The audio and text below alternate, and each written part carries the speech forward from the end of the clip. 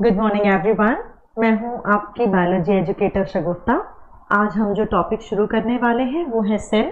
जैसा कि आप जानते हैं कि आप किसी भी प्रकार की कोई भी बुक उठा ले, उसमें सबसे पहला चैप्टर आपके पास सेल ही होता है और सेल की स्टडी को हम साइटोलॉजी बोलते हैं।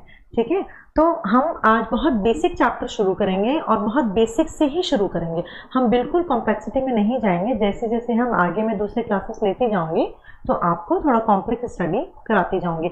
मैं इसका पीडीएफ भी आपको ऐप में अवेलेबल करवा दूंगी। ओके, शुरू करते हैं। और बिल्कुल अभी आप पूरा अपना फोकस बोर्ड की तरफ ही रखें, इधर उधर ध्यान अपना डाइवर्ट मत करें। जब भी हम एक बार ये सारा कुछ कंप्लीट कर देंगे, मैं आपको एक क्विक रिवीजन करा दूंगी। हम कुछ ऑब्जेक्टिव भी साथ में सॉल्व कर लेंगे, ठीक है, ताकि आपकी जो इस मैटर को लेकर के, सब्जेक्ट को लेकर के जो क्लियरिटी है वो अच्छी तरह आ जाए। ठीक है, तो शुरू करते हैं कि सेल्स जो है, आपको पता है कि हमारे बिल्डिंग ब्लॉक्स हैं, है ना। जो भी हमारे पास लिविंग है ऑर्गेनिजम्स होते हैं, है ना। ऑर्गेनिजम्स दो टाइप के होते हैं, लिविंग ऑर्गेनिजम्स और non living organisms. Living organisms का सबसे बेसिक जो फंडामेंटल जो उनका कैरेक्टरिस्टिक्स होता है वो होता है सेल। ठीक है, तो जो सेल होती हैं वो सबसे स्मॉलेस्ट यूनिट होती हैं। स्वाभाविक सी बात है, ये बताने वाली बात है नहीं, है ना, कि सेल्स जो है वो सबसे स्मॉलेस्ट यूनिट होती हैं। एक्चुअली मैं आपको बताऊं तो सेल्स के बाद भी बहुत सारी छोटी छोटी चीजें जो है वो हमारे पास होती हैं, जो सेल से छोटे साइज की होती हैं, बट हम उसको लिविंग नहीं कह सकते हैं। तो अगर आपसे ये पूछें कि बेसिक स्ट्रक्चर क्या होगा, वो सेल होगा। बहुत सारे ग्रुप ऑफ सेल जो है वही मिलकर के टिश्यू बनाते हैं। बहुत सारे टिश्यू का जो ग्रुप है वो मिलकर के ऑर्गन बनाते हैं। बहुत सारे ऑर्गन सिस्टम मिलकर के क्या बनाते हैं, एक ह्यूमन बॉडी का फॉर्मेशन करते हैं। ठीक है, तो आप चाहे प्लांट की बात करें, चाहे कुछ फंजाई की बात करें, चाहे एनिमल्स की बात करें, उन सभी में जो सबसे फंडामेंटल यूनिट होगा, जो आपका सबसे स्मॉलेस्ट यूनिट होगा, वो होगा सेल।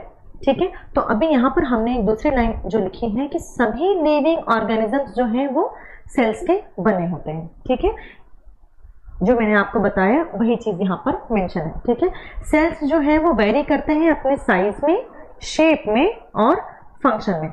ठीक है, तो सेल जो है वो साइज में कैसे वेरी करते हैं, तो आपको पता है कि हमारी ही बॉडी में जो नर्व सेल्स होती हैं वो सबसे लंबी सेल होती हैं, और जो सबसे छोटी सेल होती है हमारे पास, वो हमारे पास जो साइज में वेरी करती हैं, तो उसके हिसाब से नर्व सेल बहुत लंबी हुई। जो ऑस्ट्रिच का एग होता है वो हमारे पास लार्जेस्ट जो होता है वो हमारे पास सेल होता है। आगे एग्जांपल्स में दिखाऊंगी, मैंने आपको इमेज भी मैंने पुट की है। ठीक है, तो साइज छोटे बड़े सब प्रकार के हो सकते हैं आपके पास, है ना। आप जैसे देखेंगे कि नर्व सेल का साइज हमने देखा बड़ा है, वैसे ही आरबीसी का साइज देखेंगे तो वो हमारे पास एक होता है, और बहुत सारे न्यूमरस साइज है, हम आगे डिस्कशन करेंगे। शेप जो होता है हमारे पास, नर्व सेल्स का जो शेप होता है वो कैसा होता है, बहुत लॉन्गेस्ट होता है, नर्व शेप का होता है ना। लेकिन और जो आरबीसीज हमारे पास होती हैं, है ना, या हम आरबीसीज की जब बात करते हैं तो वो इस शेप की होती है, ओवल शेप की, और बीच में इसके बाई कॉन्केव जो होता है वो इस स्ट्रक्चर होता है। ठीक है, बाई कॉन्केव क्यों होता है, ताकि वहां पर ज्यादा से ज्यादा स्पेस मिल सके आपको, ताकि वो ऑक्सीजन को कैरी करा सके। ठीक है, और जब हम बात करते हैं बेटा फंक्शन की, है ना, तो फंक्शन जो होते हैं वो सबके स्पेशलाइज्ड फंक्शन होते हैं। कैसे स्पेशलाइज, उनमें डिवीजन ऑफ लेबर भी प्रेजेंट होता है हमारे पास। माने कि अगर एक टाइप की सेल है तो वो उसी तरीके का काम करेंगे, है ना। जैसे नर्व सेल्स, तो नर्व सेल्स का काम है अगर हमारी इंफॉर्मेशन को इनको ट्रांसफर करना है ना, जो जंक्शंस होते हैं उसमें अगर हमारी जो इंपल्स है, हमारे जो एक्शन पोटेंशियल उसमें होता है, अगर उनको लेकर के जाना ही हमारा जो सेंस है, हमारा जो टच का सेंस है ना, वो सारे काम करता है नर्व फाइबर। तो वो नर्व फाइबर का सिर्फ वही काम है, वो वही करेगा। आरबीसी का काम है कि ऑक्सीजन को कैरी करना, वो वही काम करेगा, वो उसके अलावा दूसरा काम नहीं करेगा, है ना। बोन सेल में आप देखते हैं कि जो ऑस्टियोब्लास्ट होते हैं, ऑस्टियोक्लास्ट होते हैं, हर किसी का एक स्पेसिफिक फंक्शन होता है। ठीक है, तो आप एक सेल के जो फंक्शनैलिटी है उसको दूसरे टाइप के फंक्शनैलिटी से मैच नहीं कर सकते हैं। ठीक है, दूसरी बात कि सेल्स जो होते हैं उनके पास सेल मेम्ब्रेन होते हैं, साइटोप्लाज्म होता है और न्यूक्लियस होता है। ठीक है, तो सेल मेम्ब्रेन होना जरूरी है। आपको आपकी मम्मी कहती हैं कि मार्केट से कुछ सामान खरीद कर लाइए, तो ऑब्वियस सी बात है कि आप किसी थैले में लेकर आते हैं, या अगर आप उसको थैले में नहीं रखेंगे तो वो सारा सामान बिखर जाता है। तो वो बिखरने से बचाने के लिए हमारे पास सेल मेम्ब्रेन होती है। तो सेल के पास जो सामान होता है वो उसका सेल ऑर्गेनल्स होता है, जो कि डिफरेंट काम करता है। हम जब ये चैप्टर शुरू कर रहे हैं तो इस चैप्टर को हम एक मकान या एक घर मानकर चलते हैं। जैसे कि एक घर में अलग अलग कमरे होते हैं, उन अलग अलग कमरों का सबका अलग अलग काम होता है। जब एक घर बन रहा होता है तो आपने देखा होगा कि जब घर बन रहा होता है आपका, तो वो छोटे छोटे ईंट से बनता है ना। इसी एक एक ईंट को हम एक एक सेल मान सकते हैं, ठीक है। तो अलग अलग जो सेल होती हैं, है ना, इनके स्पेसिफिक फंक्शन होते हैं हमारे में। इसमें ये सारे एग्जाम्पल के तौर पे हम ले सकते हैं कि जैसे एक घर में सबसे छोटे यूनिट इनके पास ईंट होती है या ब्रिक्स होती है, वैसे ही हमारी बॉडी का सबसे स्मॉलेस्ट यूनिट जो होता है हमारे पास, वो सेल होता है। और सेल के पास सेल मेम्ब्रेन होनी ही चाहिए, चाहे वो कहीं की भी सेल हो, बॉडी में किसी भी पार्ट की सेल हो, चाहे हमारी बॉडी में चाहे प्लांट बॉडी में, सबके पास एक सेल मेम्ब्रेन होगी। ठीक है। उनके पास एक साइटोप्लाज्म होगा। साइटोप्लाज्म किसको बोलते हैं? एक मीडियम होता है जिसमें कि आपके पास जेली लाइक सब्सटेंस है, जिसमें कि सारे सेल ऑर्गेनल्स जो है वो उसमें एम्बेडेड होते हैं। ओके। नेक्स्ट होता है आपके पास न्यूक्लियस। तो जब आप सेल की बात करते हैं कि सेल जो है वो उसको कोई रेगुलेट तो करेगा ना, तो जो उसका रेगुलेशन सेंटर जो होता है ना, वो होता है आपका न्यूक्लियस। ठीक है। सेल्स क्या करते हैं? सेल रिप्रोड्यूस कर सकते हैं और नए ऑर्गेनिजम्स को बनाते हैं। हम आगे जब रुडोल्फ विर्चॉ के बारे में पढ़ेंगे तो उन्होंने बताया कि जो सेल होते हैं वो प्री एग्जिस्टेंट सेल से ही आती हैं। ठीक है। चलिए आगे हम डिस्कस करते हैं नेक्स्ट स्लाइड में। ओके। हम देखते हैं कि सेल की डिस्कवरी हुई कैसे। अब बात यह है कि हमको इसकी डिस्कवरी पढ़ने की ज़रूरत पड़ी ही क्यों। तो देखिए, हम जो इंसान होते हैं उनमें बहुत ज़्यादा क्यूरोसिटी होती है कि भाई ये चीज़ें किससे बनी है, वो चीज़ें किससे बनी है, वो चीज़ कहाँ से आई, ये इन चीज़ों को कैसे, यहाँ पर पहाड़ कैसे बन गए। तो अलग अलग सब्जेक्ट बन गए हैं। ज्योग्राफी में हम पढ़ते हैं पहाड़ों के बारे में, हम बॉटनी में पढ़ते हैं सिर्फ पेड़ों के बारे में, जूलॉजी में हम सिर्फ एनिमल, क्योंकि इतने बड़े बड़े टॉपिक हैं कि इनको पढ़ने के लिए हमको एक अलग स्पेसिफिक ब्रांच की ज़रूरत होती है ना। और तब ये सोचा गया कि सेल आई कैसे। तो 1665 में हमारे पास रॉबर्ट हुक थे। ठीक है। रॉबर्ट हुक ने पहली बार सोचा कि ऐसा क्या होता है। ठीक है। तो रॉबर्ट हुक जो थे उन्होंने ये देखा कि जो आपका जो बॉटल होती है, ग्लास बॉटल, उसका जो ढक्कन होता है, आपने देखा होगा, वो वुड का होता है। ठीक है। उसे हम कॉर्क कहते हैं। रॉबर्ट हुक ने पहली बार देखा, एक बेसिक सा उन्होंने एक लेंस बनाया और उसमें उन्होंने ये देखा कि ये जो हेक्सागोनल शेप है, हेक्सागोनल शेप की सेल्स टाइप के कुछ प्रेजेंट है। उन्होंने उसको कहा सेल है क्योंकि वो जब उन्होंने देखा उसको बहुत पतला सा स्लाइड किया। मेरे ख्याल से अगर आप बायोलॉजी के स्टूडेंट होंगे तो 11th-12th में आपने जो चीक सेल होती हैं और अनियन सेल होती हैं उसको अगर आपने स्टेन करके माइक्रोस्कोप के नीचे देखा होगा तो आपको उसमें बहुत सारे छोटे छोटे स्मॉल सेल दिखते हैं। ऐसे खंड खंड खंड खंड बना होता है ना। सबके पास अपने न्यूक्लियस होते हैं और उसी को जब उन्होंने ऑब्जर्व किया तब उन्होंने इसको सेल कहा। ठीक है। अब उसके बाद जो रॉबर्ट हुक थे ना बेटा, आपको ये याद रखना है कि रॉबर्ट हुक ने जो था उन्होंने डेड सेल देखा। ठीक है। अब आपको मैं याद कराने के लिए एक बात बता दूं कि एग्जाम्पल, सपोज आप घर में कोई कपड़े अपने टांगते हैं हुक में, है ना, तो हुक में जो कपड़े टांगते हैं वो कैसे होते हैं? वो डेड होते हैं, है ना, वो नॉन लिविंग है। तो आप याद रखना कि जो रॉबर्ट हुक जो है, हुक है ना, रॉबर्ट हुक जो है उन्होंने डेड सेल को देखा था। ठीक है। अब जब आपसे क्वेश्चन पूछता है कि रॉबर्ट हुक ने जो थे वो कैसी सेल देखी थी, तो उन्होंने डेड सेल देखी थी। लेकिन अगर आपसे क्वेश्चन पूछे कि आपको लिविंग सेल जो है ना, लिविंग ऑर्गेनिजम्स में सबसे पहले लाइव सेल या लिविंग सेल जो है वो किन्होंने देखी है, तो एंटन वॉन लिवेनहॉक जो थे उन्होंने सबसे पहले बैक्टीरिया और दूसरे माइक्रो ऑर्गेनिजम्स को डिस्कवर किया। ये सारी लिविंग सेल्स थे। ठीक है। अब नेक्स्ट हमारे पास आते हैं शिल्डन एंड देन आते हैं हमारे पास शॉन। ठीक है। जो शिल्डन है वो बॉटनिस्ट है और श्वान जो है वो जूलॉजिस्ट है। ठीक है। तो शिल्डन जब बॉटनिस्ट थे तो उन्होंने ये देखा, शिल्डन जो बॉटनिस्ट थे उन्होंने ये देखा कि जो सारे जो प्लांट सेल के जो सारे पार्ट्स हैं वो सब कुछ का बेसिक जो यूनिट है उसका, है ना, वो जो बेसिक यूनिट है वो सारा सेल से ही बना है। अब सेम जो काम था वो बॉटनी में जो जर्मनी में जो शिल्डन कर रहे थे और सेम काम एनिमल्स में कर रहे थे शॉन। दोनों ने अपनी अपनी थ्योरी निकाली। तो एक ने बताया कि भाई सारे जो प्लांट हैं वो बने हुए हैं, बेसिक उनका फंडामेंटल स्ट्रक्चर जो है वो सेल है, और शॉन ने बताया कि जो एनिमल्स हैं उनका सबसे बेसिक फंडामेंटल स्ट्रक्चर जो है वो भी सेल है। तो एक बात तो समझ में आ गई कि प्लांट और एनिमल ये सारे जो लिविंग थिंग्स हैं या मल्टी सेलुलर जो ऑर्गेनिजम्स हैं वो सभी कुछ सेल से ही बने हुए हैं। नेक्स्ट बात ये थी कि चलो भाई सबने बता दिया सेल तो है, सेल है, सेल है, सबने बता दिया। अब बात क्या है कि ये सेल आए कहाँ से? यानी कहीं से तो ये पैदा हुए होंगे, कहीं से तो आए होंगे। तब फिर रुडोल्फ विर्चॉ ने एक बात बताई कि भाई जो सेल्स जो होते हैं ना, इसको हम मॉडर्न सेल थ्योरी भी कहते हैं, कि रुडोल्फ विर्चॉ ने बताया कि जो सेल है ना वो प्री एग्जिस्टिंग सेल से आती है। क्या मतलब हुआ इसका? उन्होंने अपनी लैंग्वेज में एक बात बताई कि ओनली सेल्यूला ई सेल्यूला, मतलब कि जो सभी सेल जो आते हैं, all cells arises arises from pre existing cells, माने कि जैसे कि हम देखते भी हैं कि जैसे कि स्पर्म है और एग है, जब इनका फ्यूजन होता है ना, तो फर्टिलाइजेशन के बाद जो नई सेल्स बनती है उसमें बहुत सारे मल्टीप्लिकेशन डिवीजन होते हैं, ठीक है। माइटोसिस के बाद वो क्या करते हैं, बहुत सारी सेल्स का फॉर्मेशन करते हैं, माने कि जो पहले से ऑलरेडी एग्जिस्टिंग थी उसी सेल से आगे चल के हमारे पास नई सेल्स बनती जाती हैं, ठीक है। हम बहुत बेसिक लेवल पे जा रहे हैं, है ना। जिन बच्चों को ये आता हो बस एक बार सुन लें, है ना। जब हम धीरे धीरे कॉम्प्लेक्सिटी में जाएंगे तब हम थोड़ा सा इसको और डिटेल में पढ़ेंगे, ठीक है। नेक्स्ट हम देखते हैं जो सेल्स जो होती हैं, हमने देख लिया कि सबसे स्मॉलेस्ट यूनिट है लाइफ की, और ये कौन कौन से जो एक्शंस हैं वो परफॉर्म करने के लिए केपेबल होती हैं।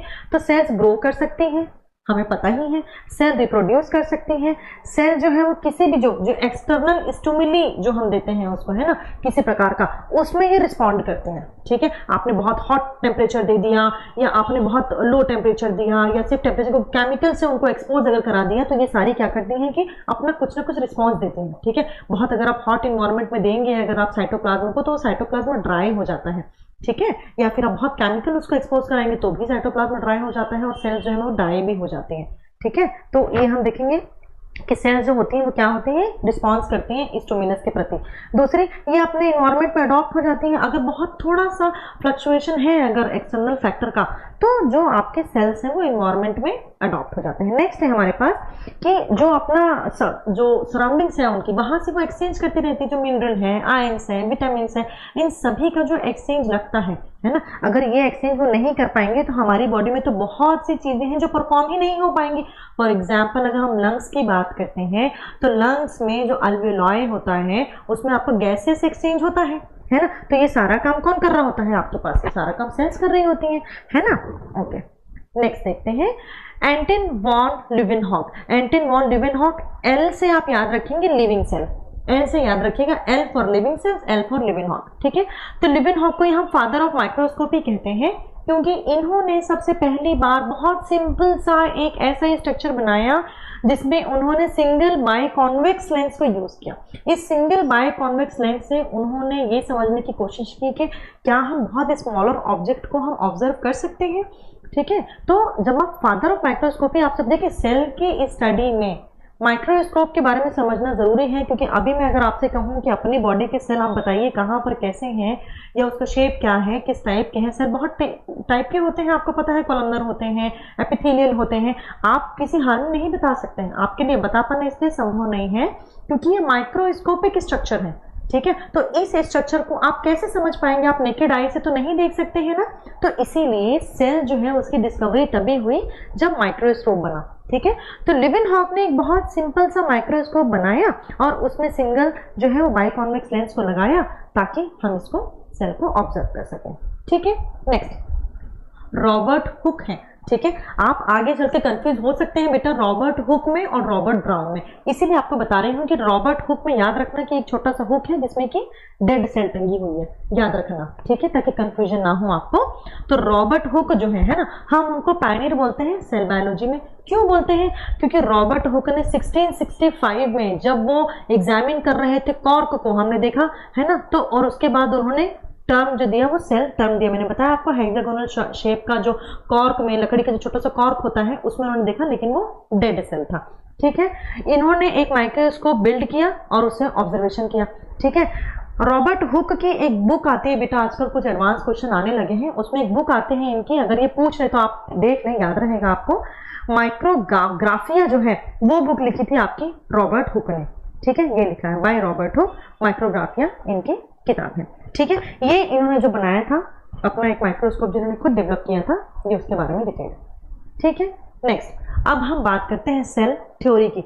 जब भी साइंटिस्ट किसी भी प्रकार की कोई बात को प्रपोज करते हैं या वो कोई चीज़ की डिस्कवरी करते हैं तो वो उसके बारे में एक थ्योरी देते हैं, हाइपोथेसिस होती है उसकी, है ना। बहुत सारे स्टेप होते हैं कि जब वो प्रूव होता है। एक सेल थ्योरी दी गई। इस सेल थ्योरी में ये कहा गया कि सेल थ्योरी जो फॉर्मुलेट की गई, किसने किसने फॉर्मुलेट किया, शिल्डन ने, श्वान ने और विर्चॉ ने।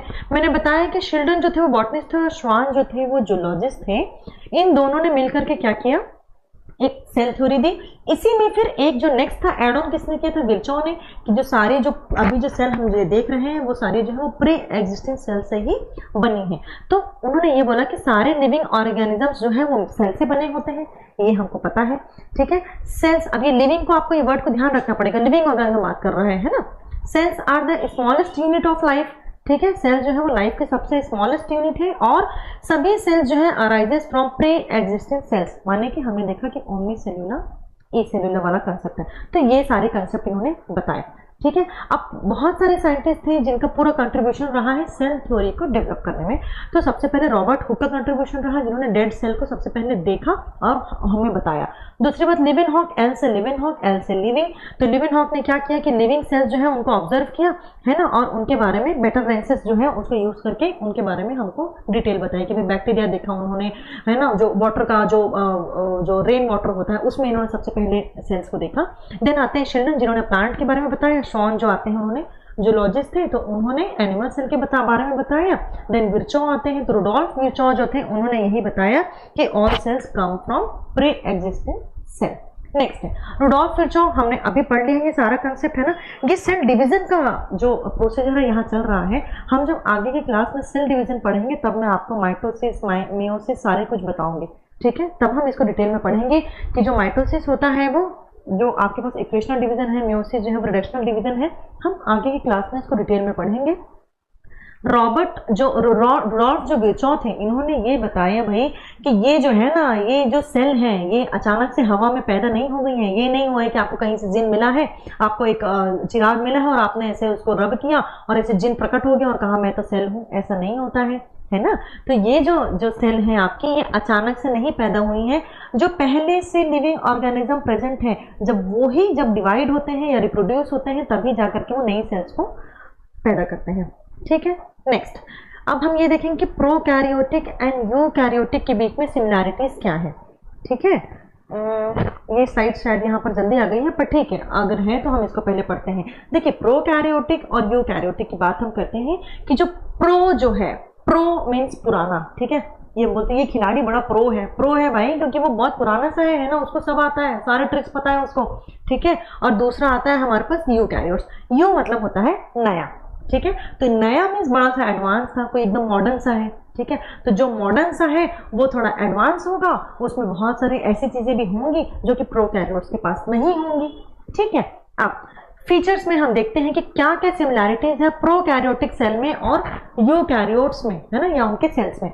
तो सेलुलर ऑर्गेनाइजेशन की अगर हम बात करेंगे तो जो प्रोकैरियोट और यूकैरियोट है दोनों जो है वो सेल से मिलकर बनी होती है, ये कोई बताने वाली बात नहीं है। ठीक है, और जो जेनेटिक मटेरियल है वो दोनों में जेनेटिक मटेरियल जो है वो डीएनए ही होता है। ठीक है, तो प्रोकैरियोट में भी जेनेटिक मटेरियल जो है वो डीएनए होता है, बस अंतर यहाँ पर आता है कि इनका सर्कुलर होता है और यूकैरियोट्स में लीनियर होता है। नेक्स्ट जो राइबोसोम होते हैं, राइबोसोम प्रोटीन फैक्ट्री है, ये बताने वाली बात नहीं है, जब आप आगे क्लास में पढ़ते जाएंगे मैं इतनी बार इस बात का रिपीटेशन करूंगी कि वो आपको ऑटोमेटिक याद हो ही जाएगा। तो राइबोसोम जो है इन दो, इसमें भी प्रोटीन सिंथेसिस का काम करते हैं और यूकैरियोट्स में भी। सेल मेम्ब्रेन की बात करते हैं भैया कि एक आउटर कवरिंग तो आपको चाहिए ही चाहिए ना, विदाउट आउटर कवरिंग आप कैसे सारे सेल ऑर्गेनल्स को कंपैक्ट करके रख पाएंगे, है ना। तो आपको सेल मेम्ब्रेन तो चाहिए ही चाहिए। मेटाबॉलिक प्रोसेस जो है वो लगभग सभी में होता है, जैसे कि रेस्पिरेशन है, फोटोसिंथेसिस, इसकी जरूरत तो सबको पड़ती है। अगर वो ये काम नहीं करेंगे तो वो तो लिविंग ही नहीं कहलाएंगे। ठीक है,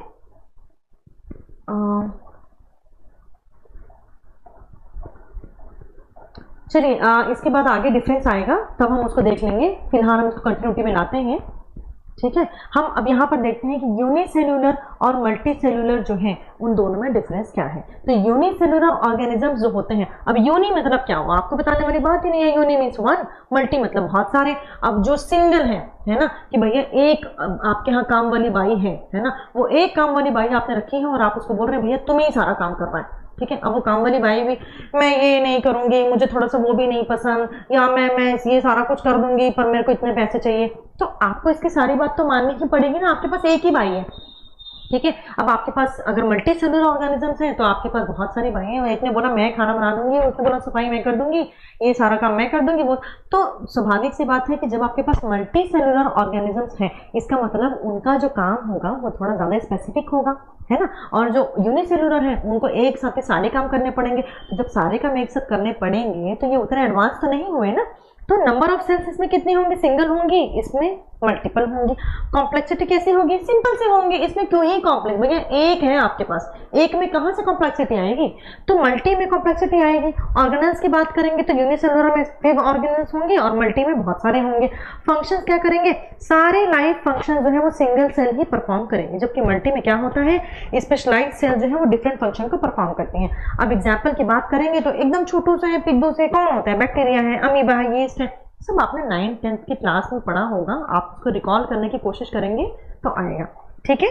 नेक्स्ट हम मल्टी सेलुलर ऑर्गेनिजम्स के एग्जांपल की अगर हम बात करते हैं तो प्लांट है, एनिमल है, फंगई है, ये सारा कुछ है, ठीक है। कोई बात नहीं, अगर मेरे खड़े होने से नहीं दिख रहा है तो पीडीएफ में आपको ये सारा कुछ मिल जाएगा, ठीक है। अब हम एग्जांपल लेते हैं तो सारे बैक्टीरिया जो है आपको ई कोलाई है, स्ट्रेप्टोकोकस है, हेलोबैक्टीरिया है, सारे जो प्रोटिस्ट है वो सारे यूनिट से, देखिए ये सारे सिंगल सिंगल सेल है ना, सिंगल सेल है, तो इनका परफॉर्मेंस जो है वो भी बहुत अच्छा तो नहीं होता है, बट वो सर्वाइव करते हैं। नेक्स्ट जो मल्टी सेलुलर है तो हमारे पास है नर्व सेल है, भैया उसका काम है सिर्फ जो कंडक्शन है उसका काम कंडक्शन का है। रेड ब्लड सेल है वो सिर्फ और सिर्फ ऑक्सीजन कैरी करती है, उसमें हीमोग्लोबिन मॉलिक्यूल होता है।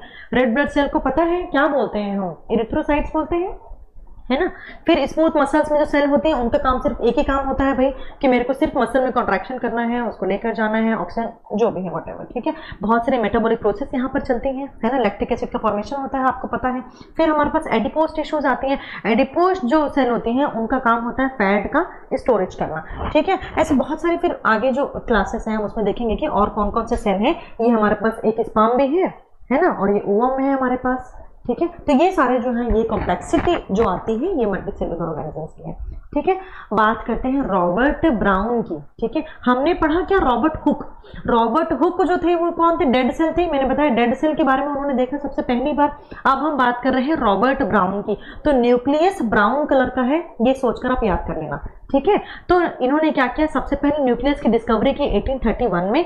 मैंने आपको बताया है कि जब भी किसी भी क्लास को आप रन कर रहे होते हैं, कोई गाड़ी चला रहे होते हैं, सब जगह आपको कोई एक हेड चाहिए ना। हमारी पूरी बॉडी में ब्रेन जो है वो हमारा कंट्रोल सेंटर है ना। वैसे ही जो रॉबर्ट ब्राउन जो होते हैं ना उन्होंने ये बताया कि जो न्यूक्लियस होता है ना, ये जो न्यूक्लियस होता है, न्यूक्लियस जो होता है आपके पास, ये सबसे इंपॉर्टेंट चीज होती है जो कि पूरे सेल के मैकेनिज्म को रेगुलेट कर रही होती है, ठीक है।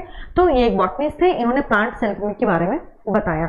अब इसमें ब्राउनियन मूवमेंट वगैरह लिखा हुआ है, पर इसको हम बाद में डिस्कस करेंगे, ये थोड़ा लंबा हो जाएगा आपके लिए, ठीक है। अब बात यह आई कि सेल थ्योरी के बारे में तो डिस्कस कर लिया गया, ये भी समझ लिया गया कि सेल थ्योरी में क्या क्या चीजें आती हैं, कहाँ से सेल का जो है वो सेल आई कहाँ से, ये सारा कुछ हमने समझ लिया। अब बारी ये है कि बायोलॉजी में आपको अक्सर क्वेश्चन एक्सेप्शन से आते हैं, तो एक्सेप्शन की जब आप बात करेंगे तो हमारे पास हमको सेल थ्योरी के, अगर आप इसको बहुत ज्यादा डिटेल में नहीं भी पढ़ेंगे तो आपको ये समझना है कि सेल थ्योरी के एक्सेप्शन में कौन कौन सी चीजें आती हैं, एटलीस्ट अगर आप नाम भी याद रख पाए तो बेहतर होगा। तो वायरस, आपको पता है कि वायरस, कोरोना वायरस आपको अच्छे तरीके से पता है कि वायरस कैसे काम करते हैं, है ना, आपने देखा हुआ है उन चीज़ों को। तो वायरस जो है उनको नॉन लिविंग एंटिटीज जो है वो कंसीडर करते हैं, क्योंकि वायरस जो है वो लिविंग है कि नॉन लिविंग है बता पाना मुश्किल होता है, क्योंकि होस्ट के अंदर आते ही जो वायरस है वो क्या करते हैं, वो अपना रेप्लिकेट करना शुरू कर देते हैं, तो रेप्लिकेशन से फिर वो डिसीज क्रिएट करते हैं, ठीक है। और इनके पास कोई सेलुलर स्ट्रक्चर नहीं होता है और कोई मेटाबॉलिक फंक्शन भी ये परफॉर्म नहीं कर पाते हैं। तो होस्ट के बाहर तो ये बिल्कुल एकदम ऐसे बिहेव करते हैं, बेचारी बन जाती है, मुझे तो कुछ भी नहीं आता, आई डोंट नो, मुझे नहीं पता क्या होता है। और जैसे होस्ट के अंदर आई है तो एकदम फिर वो ताकतवर बन जाती है, मुझे सब पता है, मैं देख लूंगी, चलो चलते बनो तुम, ये चलता है। तो नेक्स्ट हम बात करते हैं प्रियॉन्स की।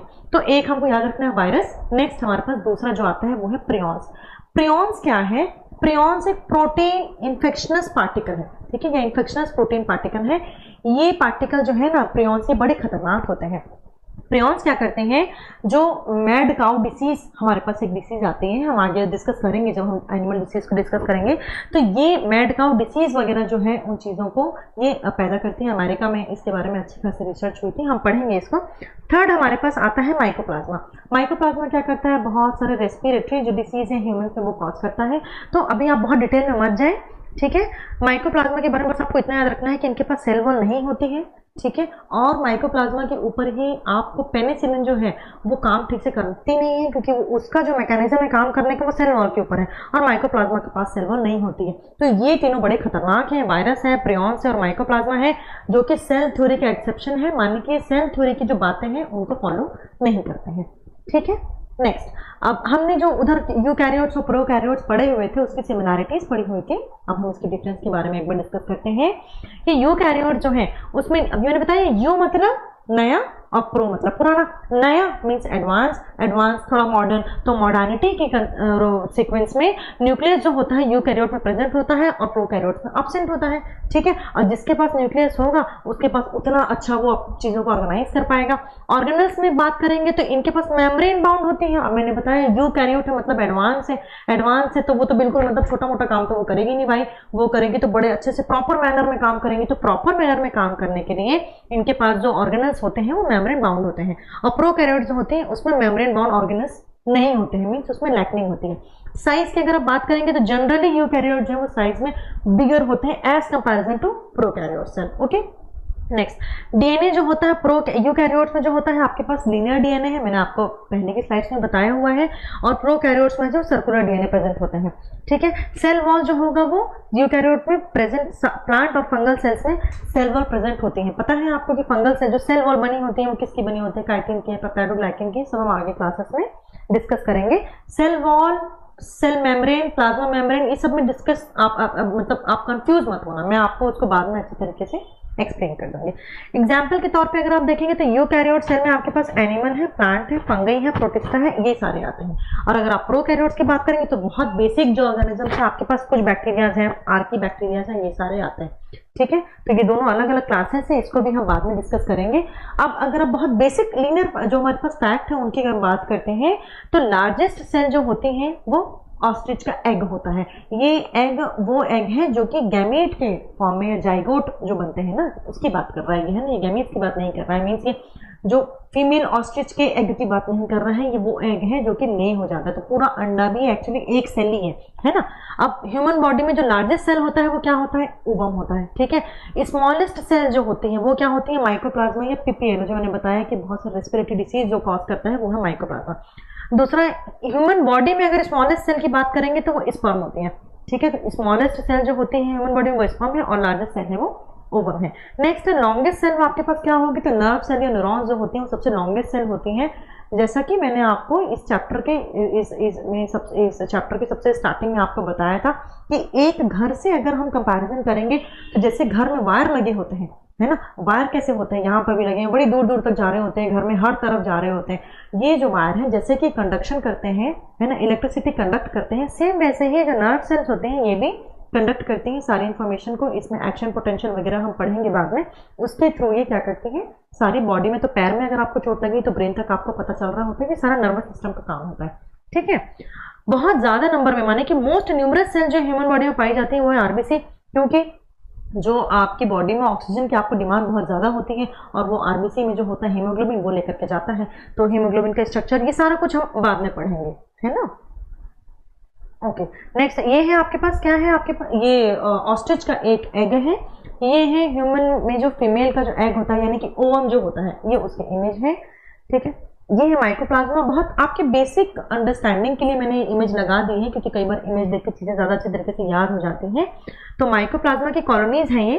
ठीक है, नेक्स्ट है हमारे पास एक स्पर्म का एक स्ट्रक्चर पूरा बना हुआ है। रिप्रोडक्शन चैप्टर में हम इसके बारे में डिटेल में पढ़ेंगे। ये नर्व सेल है, नर्वस सिस्टम चैप्टर में आप इसके बारे में डिटेल में पढ़ेंगे कि जो नर्व्स होती हैं वो कैसे काम करती हैं, उनका स्ट्रक्चर क्या है, उनका सबसे बेसिक यूनिट क्या है, ये सारा कुछ। ये है आरबीसी जो कि बीच में बाइकॉन्केव शेप की होती है। ठीक है, ये हीमोग्लोबिन कैरी करते हैं और ऑक्सीजन के कैरी करते हैं। सर्कुलेटरी सिस्टम में हम इसके बारे में डिटेल में पढ़ेंगे। ठीक है, अब कुछ क्वेश्चंस हैं वो मैंने साइड में डाल दिए हैं क्योंकि आपके एग्जाम की जो डिमांड है ना, हम उसके हिसाब से क्वेश्चन फ्रेम करते हैं। तो ये जो क्वेश्चन है ये बहुत बेसिक क्वेश्चन है, अभी ये आपसे बन जाने चाहिए। आगे के क्लासेस में हम जैसे जैसे अपने टॉपिक को जितना डीप में हम जाते जाएंगे उस हिसाब से हम क्वेश्चन फ्रेम करेंगे, ठीक है। तो बेसिक सा बहुत कॉमन सा क्वेश्चन है कि स्मॉलेस्ट यूनिट ऑफ लाइफ क्या है, तो बताने वाली बात नहीं है कि सेल जो है वो सबसे स्मॉलेस्ट यूनिट, हम पूरे चैप्टर में अब तक यही पढ़ते आ रहे हैं। नेक्स्ट आपके पास देखेंगे कि जो सेल का कंट्रोल सेंटर क्या होता है हमारे पास, तो क्या होता है भाई, माइटोकॉन्ड्रिया तो हो नहीं सकता, एंडोप्लाज्मिक रेटिकुलम, गोल्गी apparatus, ये सारा कुछ मैं आपको सेल ऑर्गेनल्स में आपको पढ़ा दूंगी तो आपको याद रहेगा। न्यूक्लियस जो होता है वो आपके पास कंट्रोल सेंटर होता है, ठीक है। कोशिश करें कि एक्सप्लेनेशन भी देखते जाया करें ताकि अगर कुछ डाउट हो तो वो दूर हो जाए, ठीक है।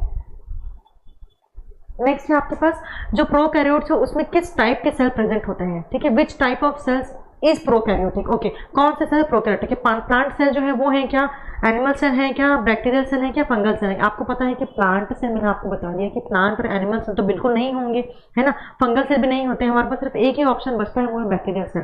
तो prokaryotic cells lack a nucleus and a membrane bound organ, जो कि सिर्फ बैक्टीरियल सेल्स में होते हैं जिसमें कि जो न्यूक्लियस है उसकी लैक नहीं होती है, ओके।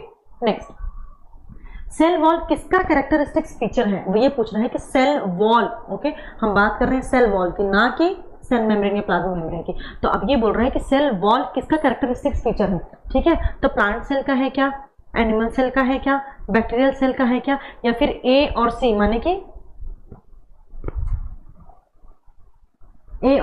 कि प्लांट सेल और बैक्टीरियल सेल। तो आपके पास ऑप्शन आएगा कि जो सेल वॉल होती है पेप्टाइडोग्लाइकन की बनी होती है ना, हमारे पास बैक्टीरिया में, तो प्लांट सेल और बैक्टीरियल सेल है ना, इन दोनों में हमारे पास क्या प्रेजेंट होती है, सेल वॉल। तो plant and bacterial cell wall have cell walls which animal cells में नहीं होते, ठीक है।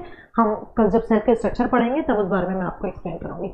विच cell organelle is involve in photosynthesis, बहुत बेसिक सा क्वेश्चन है, ये कोई बताने वाली बात नहीं है। क्लोरोप्लास्ट जो है वो इसमें इन्वॉल्व होता है, किसमें, फोटोसिंथेसिस में, क्योंकि क्या करते हैं फोटोसिंथेसिस के प्रोसेस में क्या होता है, सनलाइट से और जो पिगमेंट होते हैं उसमें उसकी मदद से, क्लोरोफिल पिगमेंट की मदद से प्लांट जो है वो अपना फूड बनाते हैं, ठीक है। नेक्स्ट क्वेश्चन है जो जेली लाइक सब्सटेंस होता है within the cell is called, मैंने आपको बताया है कि साइटोप्लाज्मा जो होता है वो एक जेली लाइक सब्सटेंस होता है। तो cytoplasm is the fluid filled substance that surrounds the organelles in the cell, ठीक है। प्रोटोप्लाज्मा के बारे में, प्रोटोप्लाज्मा एक्चुअली साइटोप्लाज्मा और न्यूक्लियस को मिला करके साथ में प्रोटोप्लाज्मा बोलते हैं, ठीक है। मैं आपको नेक्स्ट क्लास में बेटर एक्सप्लेन कर दूंगी। Which type of cell division is involved in asexual reproduction? अब मैंने आपको बताया है कि सेक्सुअल रिप्रोडक्शन जो होता है उसमें म्योसिस भी इन्वॉल्व होते हैं, और एसेक्सुअल रिप्रोडक्शन में जैसे आप देखते हैं बाइनरी फिजन, तो बाइनरी फिजन में जैसे एक बैक्टीरिया सेल है तो ये डिवाइड होगी, ठीक है। तो ये आपके पास हो गया बाइनरी फिजन।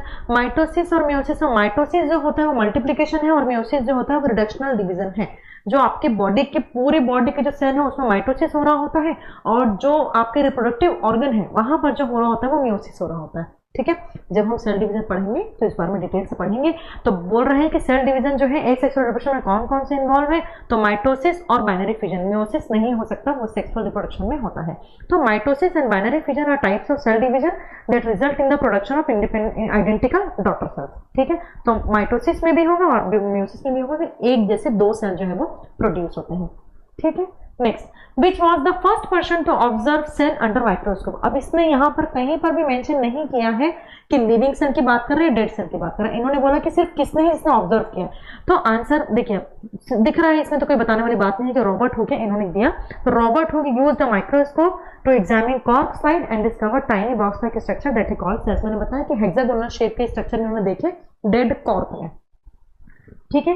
नेक्स्ट क्वेश्चन है which scientist is created with discovering bacteria and other micro organisms. तो अब ये जब बात कर रहा है बैक्टीरिया की और दूसरे माइक्रो ऑर्गेनिजम्स की, मीन्स लिविंग सेल की बात कर रहे हैं। अब लिविंग सेल की बात कर रहे हैं तो हम एल से लिविंग, एल से लिवेनहॉक याद रखेंगे, ये लिखा हुआ है यहाँ पर answer. Anton von Leeuwenhoek used his own microscope to observe a variety of organisms including bacteria, protozoa and sperm cell, okay। ठीक है, हमारा लास्ट क्वेश्चन है आज का कि who propose the cell theory stating that all living things are made up of cells, माने कि किसने बताया। तो अभी देखिए ऑप्शन के अकॉर्डिंग आपको जैसे ही आपने देखा वैसे ही तुरंत लगा दिया आंसर। मुझे तो ये पता है, ये गलती नहीं करनी है, समझना है आपको। उन्होंने कहीं पर नहीं बोला है कि मॉडल सेल थ्योरी है कि क्या है, बस इन्होंने बोला है कि सेल थ्योरी के बारे में। तो रॉबर्ट हुक है और लिवेनहॉक है, तो ये अकेले तो होंगे नहीं, है ना। रॉबर्ट हुक ने तो देखा था, वो भी डेड सेल थी, ठीक है। अब सेल थ्योरी के बारे में उन्होंने कुछ नहीं बोला अभी। शुडन और शॉन थे, ठीक है, ये एक ऑप्शन हो सकता है। शॉन एंड रुडोल्फ विर्चो तो बिल्कुल नहीं हो सकते हैं।